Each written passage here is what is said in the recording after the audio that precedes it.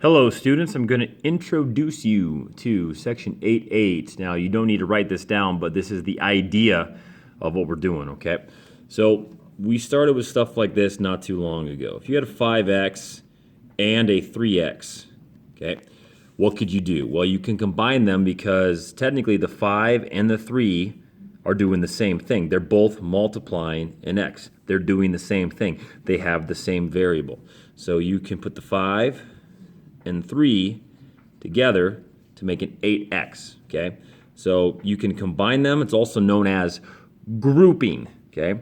If two numbers are doing the same thing mathematically, you can group them, especially if they're both multiplying. You can group them as a single number, especially if they're like terms, okay?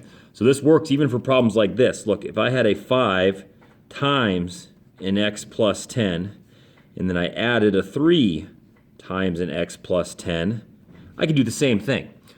The 5 and the 3 are still doing the same thing, okay? 5 times x, 3 times x. Same idea, whether it's 5 and 3 times a group or 5 and 3 times a single variable. I could put the 5 and the 3 together as an 8, because they combine, they can add together, since they're both numbers, and then they're still doing the same thing. So hopefully you're still with me. There's no difference between these two moves. 5 times something, 3 times something, 5 times something, 3 times something. You can combine them, you can group them together. Now, where you're probably going to get really mad at me is this part. What can I do, Mr. K, if I had something like this? What if I have an x squared times, I don't know, x plus 7, and then I had an 8 times an x plus 7, okay?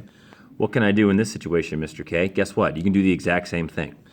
Since the x squared and the 8 are doing the same thing, they're both multiplying the same thing, whether it's a single thing or a group, you can still group the x squared and the 8. The only difference between the first two examples and this is that x squared and 8 can't actually simplify, but they can still group.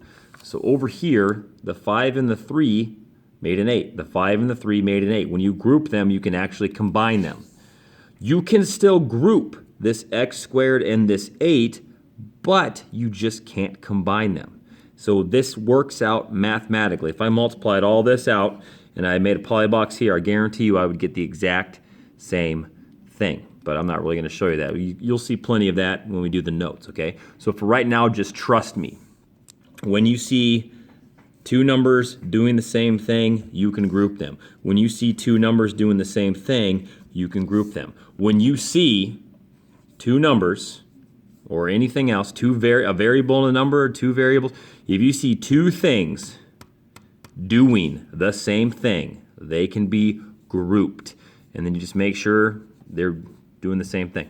Okay, what were they doing? They were multiplying an x plus a 7, so you just write that at the end. Okay, so some questions may be like, well, where did the I don't get it. There's two x7s and now there's only one.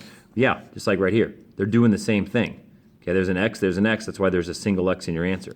There's an x plus 10. There's an x plus 10. So there's an x plus 10 in your answer. Okay, they're doing the same thing. They're not doing the same thing twice. They're each doing the same thing. So you can group them and do the same thing. Okay, so take this with you into the notes because they are about to begin.